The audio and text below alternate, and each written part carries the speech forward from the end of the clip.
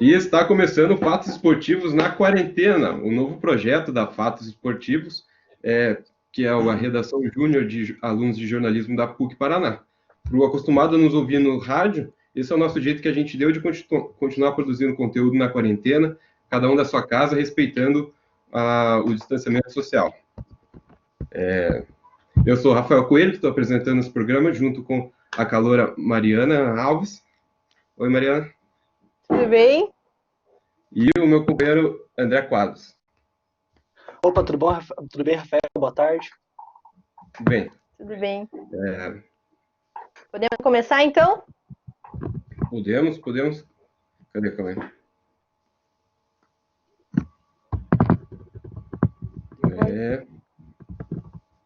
E na terceira edição, que vai estar disponível no YouTube da Rede Comunicare, você vai acompanhar o nosso bate-papo com o ídolo por onde passou, principalmente no Curitiba, para a gente que está aqui pertinho, o Alex. E aí, Alex, beleza? Tudo bem? Prazer estar falando com vocês aí. Tomara que a gente consiga bater um papinho agradável. Prazer é nosso. Que Podemos bom. seguir o bate-papo aí, Mário. Primeiro, obrigado por estar aqui. Acho que eu posso falar para todo mundo da Fatos. A gente estava muito nervoso, querendo muito essa entrevista. E conta pra gente como que está sendo essa fase agora em casa, aposentadoria. E me diz, o que está sendo mais fácil? Ficar em casa no corona, nesse quarentena, ou acordar cedo para treinar no frio de Curitiba? Olha, você vai acostumando, na verdade, né? Porque quando você é jogador de futebol, como eu fui durante mais de 20 anos, você está acostumado, é mais ou menos como o aluno que tem que acordar para ir para a escola. Não tem muita diferença. O corona com certeza é mais difícil porque ele te limita, né? E é uma doença, você tem que tentar fazer bem a sua parte para se proteger e também proteger a outras pessoas, né? E jogar bola é prazeroso, né? E tudo que é proibido, você fica meio assim, né? Então, essa situação no corona realmente é algo que mexe muito com o humor das pessoas. O meu é um pouco mais tranquilo porque eu sou um privilegiado nessa história toda, porque eu moro com espaço, minha família é grande, então dá pra gente inventar alguma coisa, mas jogar bola com certeza é mais simples, é mais tranquilo. Eu sou nova, eu nunca vi nada parecido. Acho que a última vez que eu vi uma pandemia, assim, uma epidemia, foi em 2009, na gripe suína. Mas você já viu alguma coisa parecida, assim, de ter que paralisar o futebol e tudo mais? Não, acho que ninguém da nossa geração viu, né? É, nem nossos avós, talvez esse pessoal que de repente fugiu da Segunda Guerra na Europa para buscar refúgio aqui no Brasil, eles enquanto criança, eles ainda tiveram uma lembrança de ter que abandonar o seu país, abandonar os seus familiares e vir embora fugindo da guerra. Mas igual essa situação que a gente está vivendo, realmente é novo para todo mundo, independente da idade, só o senhor que seja bem velhinho vai lembrar de algo parecido e a gente espera que possamos passar o mais breve por isso, né? E com menos morte possível, que é o mais importante. É verdade. André, faça as honras. Então, primeiro eu queria perguntar, eu sei que estava estudando para ser treinador, e a gente vê que o Jorge Jesus chegou aqui no Brasil já arrebentando, ganhando os 2 títulos mais importantes. Eu queria saber o que falta para os treinadores brasileiros conseguirem chegar a um patamar maior e até mesmo alguma coisa que o Barroca pode fazer para o Curitiba fazer uma temporada excelente quando voltar a temporada. Não, vamos por partes, né? O Jesus já era um grande treinador no futebol português, ele tinha uma história muito legal com o Sporting, principalmente com o Benfica. Quando ele chega, ele já é um treinador de um nome grande, era desconhecido de quem não acompanha, mas quem acompanha sabia já da qualidade dele. Ele realmente montou um Flamengo muito legal de ver e que conseguiu os resultados que o Flamengo e os flamenguistas tanto desejavam. Relacionado ao Barroca, é o contrário do Jesus, né? É um menino, está começando a carreira, teve um início nas categorias inferiores no Rio, dirigiu o Botafogo ano passado. E o que esperar agora é um processo de adivinhação, porque com essa situação do coronavírus, qualquer coisa que eu ou qualquer pessoa afirme, realmente não tem muita lógica, porque a gente não sabe o que vem, né? Como vem, quando vem. Então, realmente, a gente vive uma situação bem diferente e que relacionada a futebol, a gente vai ter que esperar um pouquinho para ver como é que as coisas vão acontecer e principalmente quando vão acontecer, né? Porque essa incógnita em cima dessa situação do Covid-19 ainda é muito grande. E quando você parou de jogar, você já sabia que você ia trabalhar no jornalismo como comentarista? Como Não, está não, sendo essa vamos, área nova assim? Maria, vamos pontuar. Primeiro, eu não me sinto jornalista, né? Quando eu parei, eu tinha uma ideia fixa e continua fixa ainda, não mudou nada, né? Quem me conhece sabe que eu sou bem pragmático nas minhas coisas, procuro sempre tê-las bem organizadas. A ideia era parar, conviver com a minha família ao máximo que fosse possível, e um pouquinho na frente, que é o momento que a gente chegou agora, Uhum. voltar os meus olhos para o futebol. Qual é a novidade nessa história? Foi o convite da ESPN. Eu sempre brincava nas redes sociais, principalmente no Twitter, e eu brincava muito com o Arnaldo Ribeiro, brincava muito com o André Plihal, e eles tinham cargos, o André ainda segue, né? O Arnaldo não está mais, e eles tinham cargos importantes na televisão, e através do Arnaldo e do João Palomino, que era o homem acima do Arnaldo na TV, veio um convite para que eu, pudesse participar na TV, mas não me sinto jornalista, não me sinto Não tem comentarista. vontade de fazer faculdade? Até tenho, mas não, meus olhos são voltados para dentro do campo, né? Então foge um Uhum. pouquinho do que vocês imaginam enquanto jornalista. Mas assim, o período na TV foi muito legal, porque eu pude conhecer esse lado de vocês, né? Como é que trabalha. Eu fiz alguns jogos de Copa do Brasil, de Champions League, de outras competições, e aí eu vi o tanto que vocês, o jornalismo, têm que trabalhar para levar segundos na televisão, segundos na rádio, fazer matéria escrita. Então era algo que eu já valorizava sem conhecer, e hoje tem uma valorização maior conhecendo. Ia ser engraçado, a gente colega de turma. Imagina você aguentando todas essas crianças. Seria interessante, mas seria um jeito legal de aprender a olhar o mundo com outros olhos, né? A gente tem uma diferença de idade grande e sempre quando você se encontra nessa situação é uma forma diferente de você também aprender, né? Quando eu encontro pessoas mais velhas do que eu é assim, e quando vem mais jovens eu acredito que seja parecido, porque cada um vive o seu momento, cada um vive as suas expectativas, então isso também se torna interessante. É legal. André? Acho que pode seguir o Rafael. Não pode. Posso ir então? Tô embalada aqui já. Tá na descida. Tô empolgada.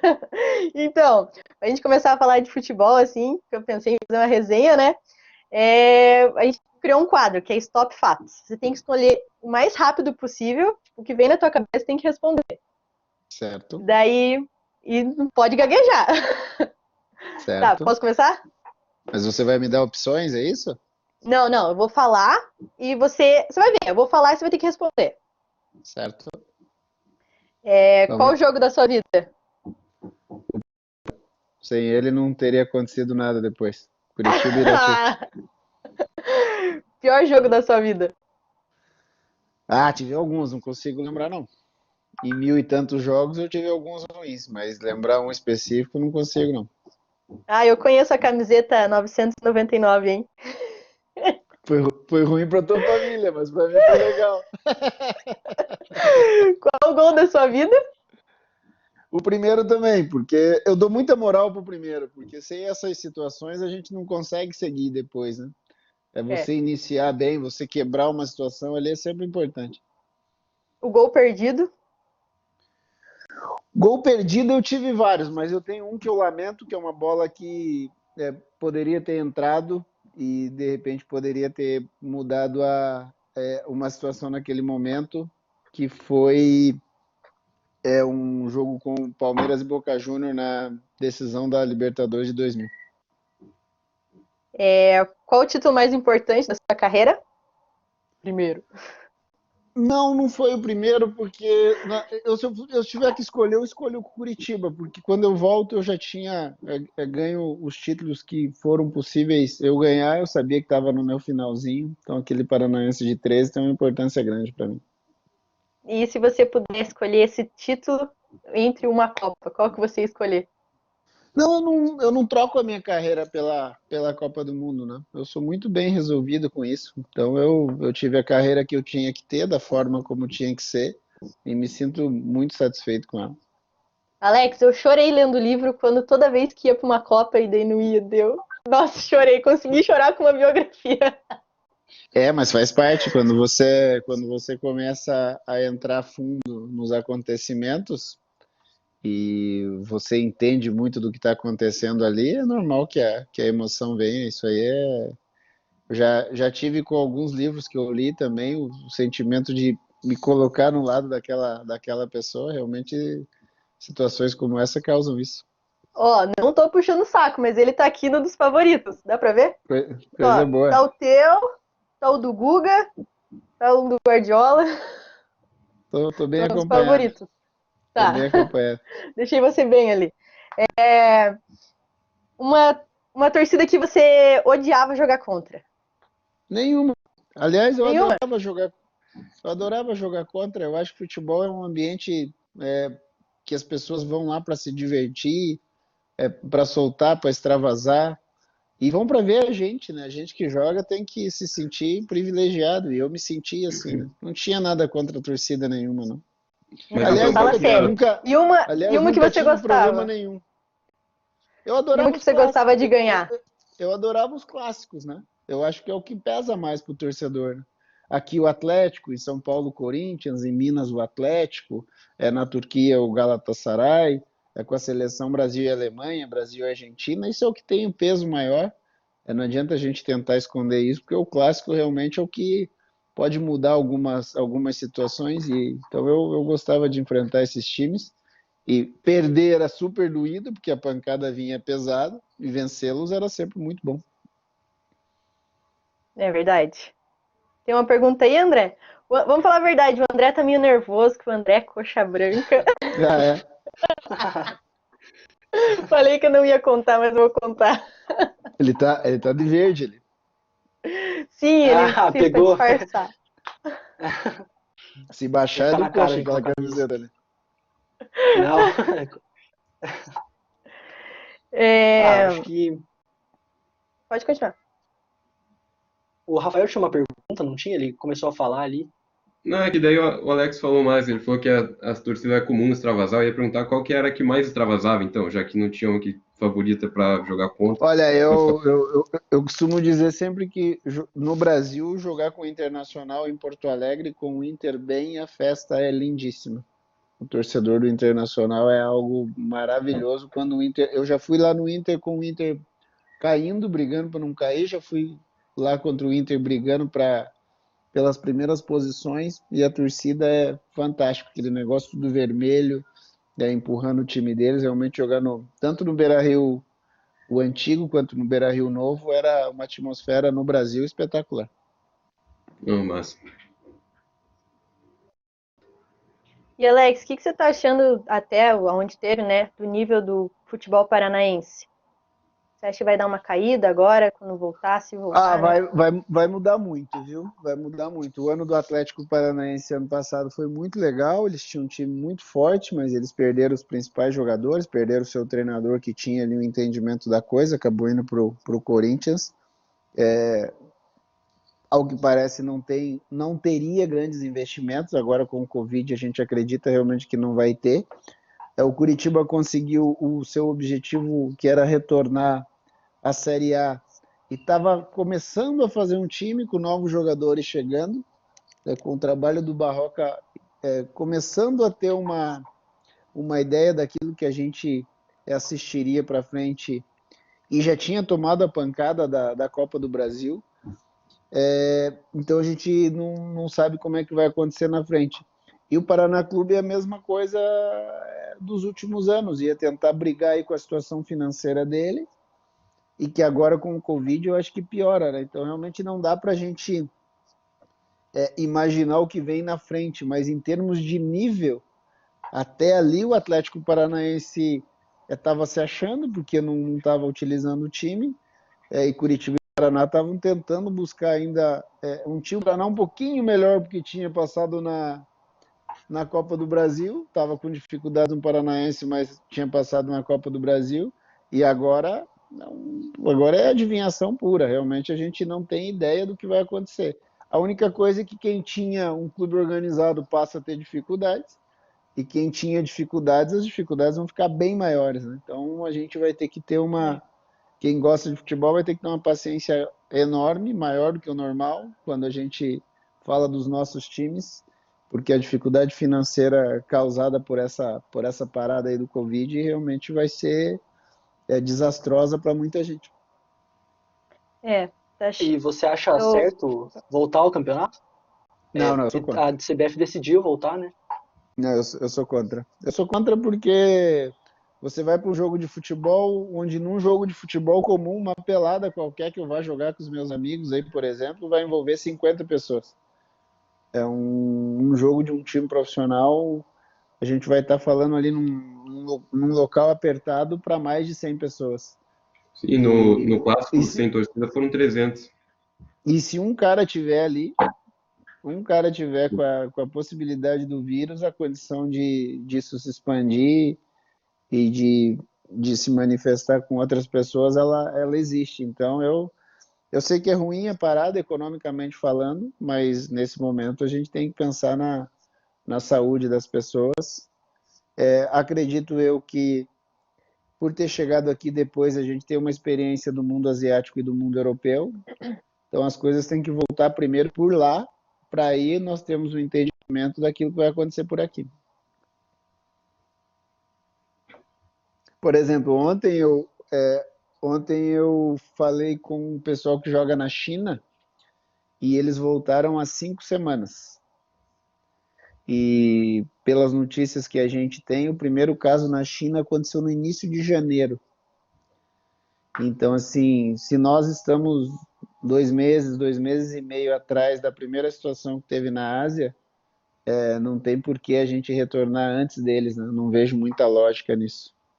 Então, eu sou contra essa situação. difícil. A Itália ainda já querendo retornar ao futebol já em maio, né? Os treinamentos.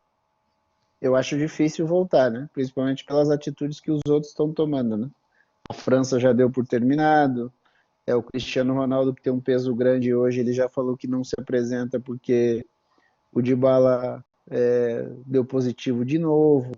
Então, é esse tipo de situação que eu acredito que o Brasil tem que observar, porque chegou aqui depois, né? Se chegou aqui depois, não tem muita lógica a gente tentar fazer com que retorne antes. Eu entendo o desespero, entendo a impaciência, mas a gente vai ter que controlar isso. Então, eu espero que as coisas voltem aos poucos, para que a gente evite que tenha mais casos e principalmente que o futebol seja algo ali, um centro de situações para aumentar essa situação do Covid. E, Alex, a discussão do calendário é um clássico aqui do Brasil e a gente não vai conseguir chegar numa conclusão agora. Mas você acha que deve entrar no debate, sim, a gente adotar o calendário de inverno parecido com o do europeu, ou isso cada um na sua? Olha, o mais interessante nisso é que eu nunca vi ninguém falar que na Europa não joga no verão. Né? Eu joguei na Europa há 9 anos, ninguém joga no verão na Europa. Julho e agosto é férias. E aí a gente está falando de jogar aqui dezembro e janeiro. Dezembro e janeiro em Paranaguá é impossível jogar futebol. Frita ovo no meio do gramado. Porque é muito calor. E fora isso, a gente tem que entrar em outras discussões. Por exemplo, dezembro é férias escolares. As pessoas viajam, as pessoas não. Curitiba, por exemplo, fica vazia, as pessoas vão para o litoral paranaense, vão para o litoral catarinense. Então, nós vamos discutir um processo cultural do nosso país. Lá na Europa se fala em igualar o calendário com o brasileiro por causa da Copa do Catar, que vai ser jogada em dezembro. Mas eles também não imaginam mudar isso, porque aí lá é cultural já deles. Por exemplo, você vai na Itália em julho e agosto, tá todo mundo no sul da Itália, nas praias, algo parecido com o que a gente tem aqui. Só que as outras coisas também entram nisso. As escolas estão de férias, a comunidade no geral está de férias. E aí nós estamos falando do Brasil num período em que as pessoas pegam férias, que o futebol siga. E uma outra coisa que é interessante, que tem que entrar sempre na discussão, na Europa se define por ligas. A Bundesliga é a primeira divisão, a segunda divisão é uma outra liga, e na Premier League na Inglaterra é a mesma coisa aqui. Não, aqui é campeonato brasileiro feito pela CBF, com uma relação muitas vezes promíscua com as federações. E uma outra coisa que é importante, que não pode fugir da discussão, é o seguinte: essas federações, elas comandam campeonatos estaduais, os quais eles têm um peso grande na hora de eleger o novo presidente da CBF. Então, enquanto no Brasil não surgiu uma liga comandada pelos próprios clubes, essa discussão de casa vai ficar muito rara, vazia, e dificilmente vai acontecer alguma coisa, porque o peso das federações é um peso muito maior do que o peso de clube. Você imagine que na hora de votar para a CBF, Federação do Acre, Federação do Amapá, que não representa nada a nível Brasil, relacionado a futebol, tem peso maior do que, de repente, o Flamengo, o Palmeiras, que são os carros-chefes aí do nosso futebol. E, Alex, antes da gente seguir, você acabou tocando nesse assunto e eu lembrei, ia deixar de lado essa pergunta, mas acho que é bom lembrar dela. O que faltou para o bom senso ir para frente, assim?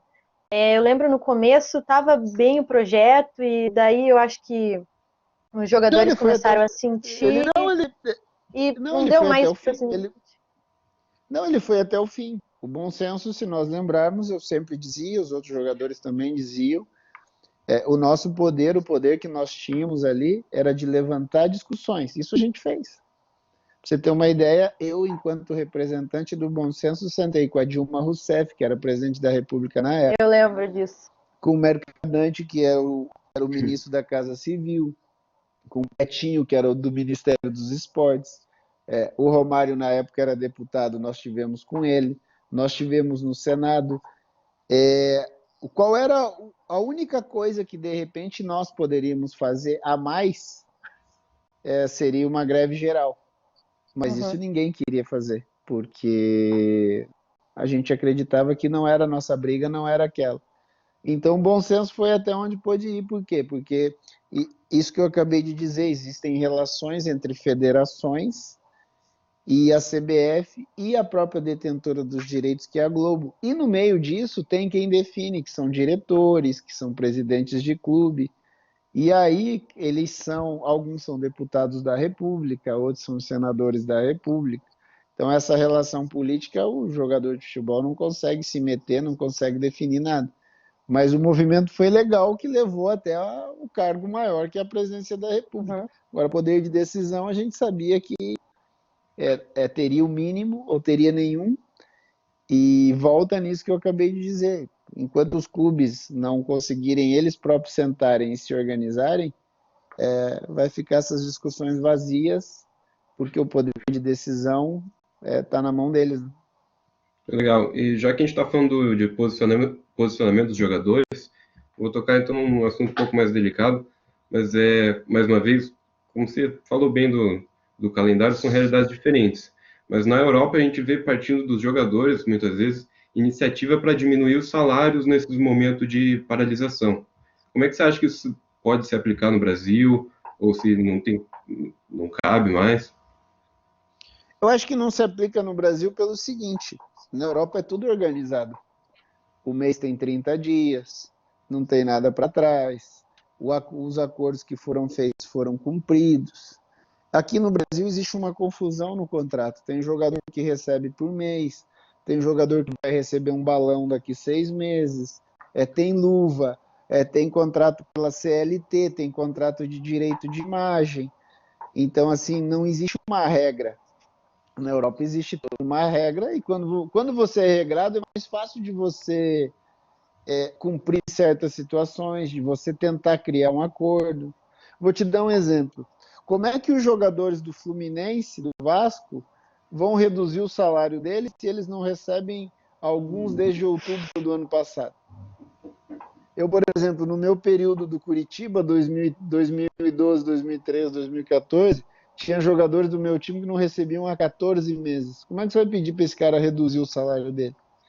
Então, quando a coisa é regrada, quando a coisa é correta, beleza, não vejo problema nenhum. Você senta, faz uma proposta e ali na conversa vocês tentam chegar num consenso final.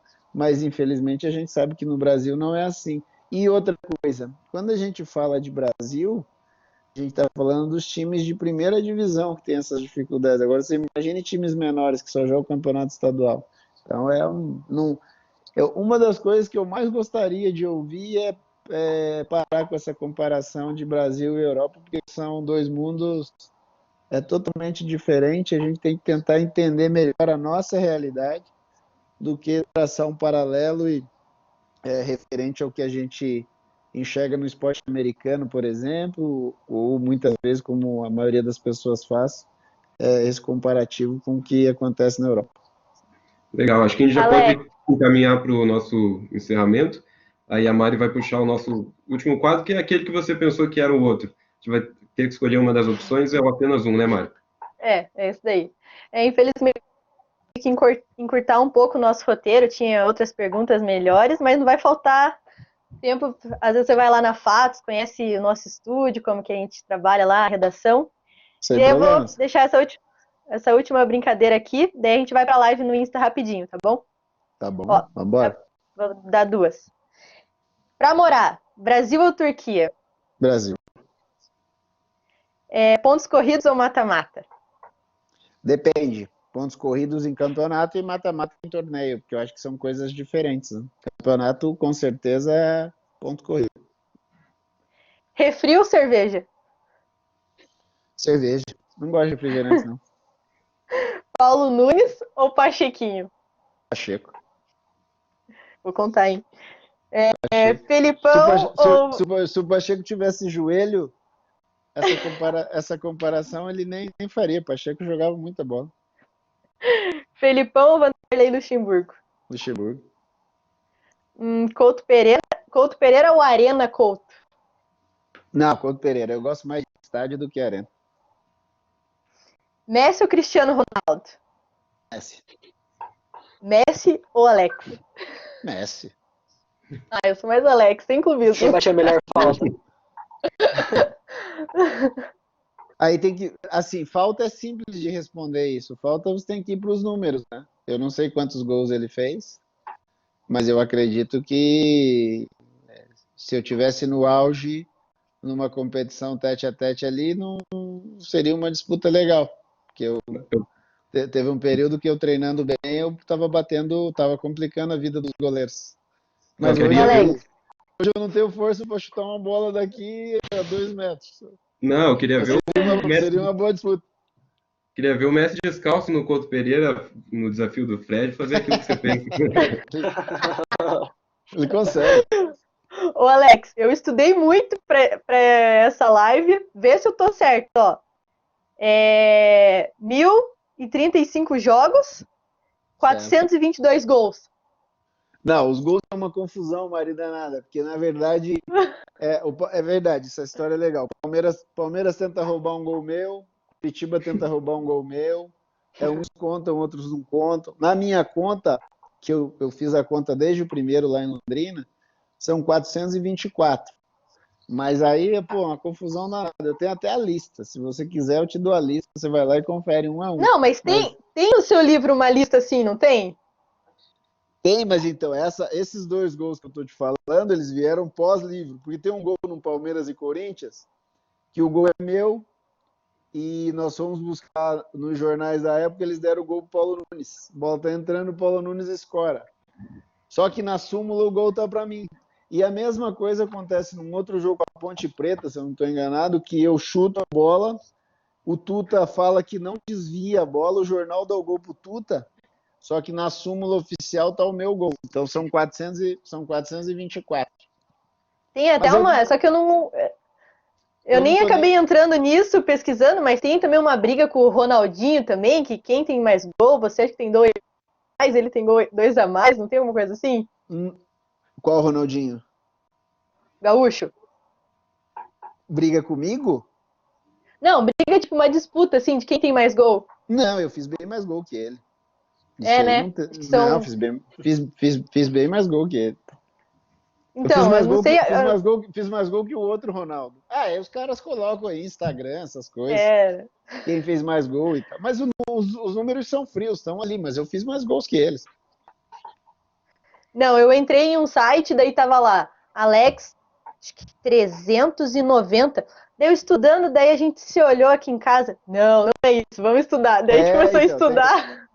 essa teve uma matéria uns 15 dias atrás na UOL que o cara pôs 392 gols. Só que aí na matéria o cara explica que são gols oficiais, os gols das competições. Aí eliminou esses gols que, por exemplo, o Curitiba fez um jogo aqui, Curitiba e Figueirense, na parada da Copa do Mundo. Foi 1-0 com gol meu. Então, por exemplo, a UOL não contou esse gol. O Fenerbahçe fazia muito jogo na parada do Natal e Ano Novo, que é jogo, estádio, torcida, e aí tinha os gols, os caras tiraram. Então esses gols aí, 392 para 424, são jogos amistosos que eles eliminaram os gols. Mas tem gente assim que conta, por exemplo, jogo treino no CT, Curitiba e Joinville, por exemplo. Foi 3-0, o cara conta o gol. Eu nunca fiz isso. Eu só contei gol que tinha árbitro, que você trocou de roupa, que tinha Sim. uma mínima súmula. Se eu fosse contar esses jogos assim de jogos treinos, que os treinadores chamam de jogos treinos, que você treina de colete, você joga com a roupa de treino, isso eu nunca fiz. Aí eu acho que eu teria sei lá, mais uns 30 gols aí, com certeza eu teria. Legal, então acho que vai ficando por aqui o nosso papo no YouTube. Mas é bom avisar quem está nos assistindo que a gente sempre faz, antes do vídeo ir para o ar, uma live no Instagram. Então é bom acompanhar lá também, o @Rede Comunicare, para ficar atento. Alex, muito obrigado pela atenção, pela participação. Foi uma baita experiência para a gente aí. Sucesso para vocês. A gente vai se vendo aí. Vocês, enquanto jornalistas, vão me cornetear daqui um pouquinho mais na frente. Eu jamais. Abraço e boa sorte. Valeu. Valeu. Valeu, gente. Beijo.